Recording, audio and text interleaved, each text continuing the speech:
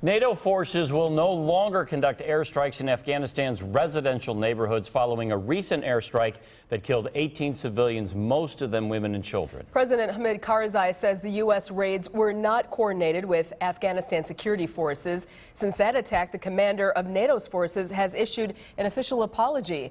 Fox News correspondent David Piper has details now from Afghanistan. Afghan President Hamid Karzai has also warned that the security alliance between his country and the US is also at risk now because of that airstrike. And he adds if there's any more attacks on Afghan homes, then it will be seen as an act of aggression against his country. A NATO investigation has announced that the coalition forces were responsible for the unintended deaths of civilians. The top US commander in Afghanistan, General John Allen, has apologized for the civilian deaths on Friday. During the raid, it's been established forces of the US and Afghanistan came under fire while hunting a local Taliban leader who was holed up in a house nearby. The American forces then called in an airstrike.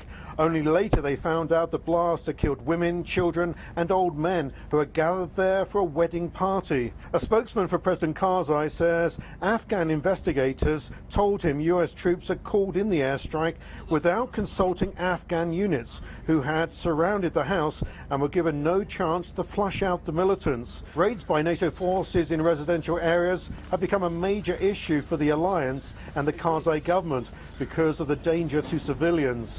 The alliance has said they are key to capturing and killing Taliban leaders.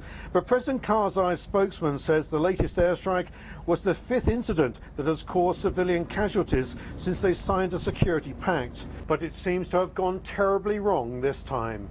Back to you. Well, that was Fox News correspondent David Piper reporting. Now, the majority of NATO and U.S. forces are scheduled to leave the country by the end of 2014. It is 5:28 now, time for News.